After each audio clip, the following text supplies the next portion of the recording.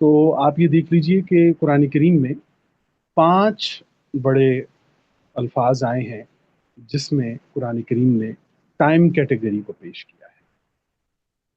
उसमें जो सबसे पहला लफ्ज़ आया है जो हम पेश कर रहे हैं आपके सामने वो है वक्त। वक्त, ये लिख लीजिए, वक्त। और दूसरा जो टाइम कैटेगरी है वो अय्याम है, ये भी एक टाइम कैटेगरी है। इसी तरीके से तीसरा जो लफ्ज़ है वो दहर है, ये भी एक टाइम कैटेगरी। उसके बाद एक कैटेगरी है जिसे सात कहा जाता है। सा, सीन अलिफ ऐन ता, ते जो है जिसे सात, चौथी कैटेगरी है। और पांचवी कैटेगरी जो है टाइम की वो है असर। असर। तो आज हम जो कुरान करीम के कुरान करीम से मोहब्बत रखने वाले हैं उनके सामने हम ये टाइम कैटेगरीज रखेंगे, ताकि इनको जब हम सामने रखेंगे तो सूरह असर की तरफ बढ़ने से पहले एक बेहतरीन बुनियाद हमारे पास आ जाएगी कि हम कहाँ पर इस वक्त एग्जिस्ट कर रहे हैं। तो आप ये देखिए कि सबसे पहले ये देखिए कि टाइम कैटेगरी में वक्त, वक्त किसे कहा जाता है। वक्त कहते हैं कि ये टाइम की वो कैटेगरी है कि जिसमें कोई लम्हा, अमल या लम्हात जो हैं वो किसी शय के साथ मुकर्रर हो जाएं। कोई अमल किसी शय के साथ मुकर्रर हो जाए, कोई लम्हा किसी शय या अमल के साथ मुकर्रर हो जाए, तो उस टाइम कैटेगरी को अरबी ज़ुबान में और कुरान करीम के अंदर वक्त कहा जाता है। ये टाइम कैटेगरी है जी पहली, जिसमें हमने बताया कि टाइम की वो कैटेगरी कि जिसमें कोई लम्हा या लम्हात या अमल जो है वो मुकर्रर हो जाए, वो जो टाइम कैटेगरी होगी उसे कुरान करीम वक्त कहता है। अच्छा जी।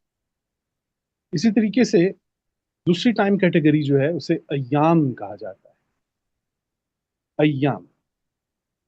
अय्याम कहते हैं टाइम की वो कैटेगरी जो तारीखी अदवार से मुंसलिक हो। तारीखी अदवार से जो चीज़ मुंसलिक होगी, किसी दायरे से मुंसलिक होगी कि एक जुमा गुजरा है और अगला जुमा आ गया है, एक ईद गुजरी है और अगली ईद आ गई है, एक हज गुजरा है और अगला हज आ गया है। तो ये जो टाइम कैटेगरी है कि जो तारीखी अदवार से मुंसलिक होती है, इसे अय्याम कहा जाता है। इसे अय्याम कहा जाता है। तीसरा जो टाइम कैटेगरी के अंदर लफ्ज है वो है दहर।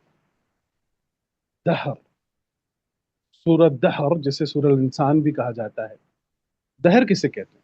दहर कहते हैं वो टाइम टाइम की वो कैटेगरी जो वो तारीखी अदवार वो तारीखी अदवार जो तवील तसलसल रखते हों, वो तारीखी अदवार जो तवील तसलसल रखते हों और जिनमें बड़ी तब्दीलियां सामने आ जाएं, इस टाइम कैटेगरी को कुरान करीम दहर कहता है। वो तारीखी अदवार जो तवील तसलसल रखते हों, जिनमें बड़ी तब्दीलियां सामने आ जाएं या आ गई हों जिनमें, उस टाइम कैटेगरी को कुरान करीम दहर कहता है। चौथी जो टाइम कैटेगरी है जी वो है सा, जिसे हम सात कहते हैं, सीन अलिफ ऐन ते। अच्छा, ये वो टाइम की कैटेगरी है जिसमें तारीखी अदवार जो हैं वो अचानक किसी हतमी अंजाम को जा पहुंचे। ये टाइम की वो कैटेगरी है कि जिसमें तारीखी अदवार जो हैं वो अचानक हतमी अंजाम को जा पहुंचे, उस टाइम कैटेगरी को सा कहा जाता है, साद कहा जाता है।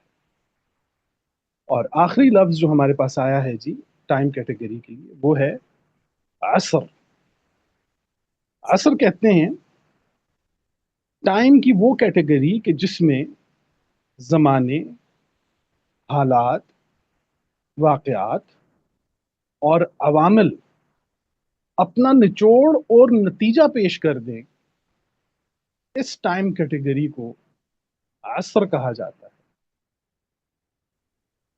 मैं दोबारा रिपीट कर देता हूं जी, कि असर कहते हैं टाइम की वो कैटेगरी कि जिसमें जमाने, हालात, वाकयात और अवामिल अपना निचोड़ और नतीजा पेश कर दें, इस टाइम कैटेगरी को असर कहा जाता है। तो यहां पर जो हमने बताया कि असर कहते हैं कि वो टाइम की वो कैटेगरी कि जिसमें अर्क बाहर निकल आए, निचोड़ सामने आ जाए, जिसमें नताइज भरपूर अंदाज में सामने आना शुरू हो जाएं, जिनमें मकासद और नताइज का जायजा लेना इंसान के लिए कदरे आसान हो जाए, ये वक्त जो है असर का वक्त। जब ये कहा गया है कि वल असर, तो आप ये देखिए कि वो सूरह यूसुफ के अंदर जब वो एक ने, दो ख्वाब देखने वालों ने जब ख्वाब की बात की, तो एक ने कहा कि मैं देख रहा हूं कि मैं जो है वो फल निचोड़ कर दे रहा हूं, शराब निचोड़ कर दे रहा हूं। तो वहां पर भी ये असर का लफ्ज आया है। तो वक्त की टाइम कैटेगरी जो है, जो हमने टाइम की 5 कैटेगरीज हैं वो आपके सामने रखी हैं, ताकि हमें ये पता चले कि कुरान करीम में टाइम के लिए जो अल्फाज इस्तेमाल हुए हैं, उनमें कुरान करीम क्या जौहरी और बुनियादी फ़र्क करता है, कि अगर दहर का लफ्ज़ आया है तो वो क्यों आया है, अय्याम आए हैं तो क्यों आए हैं, वक्त का लफ्ज़ आया है तो क्यों आया है, इसी तरीके से सात का लफ्ज़ है तो क्यों है, और इसी तरीके से अल असर का लफ्ज़ आया है तो क्यों आया है।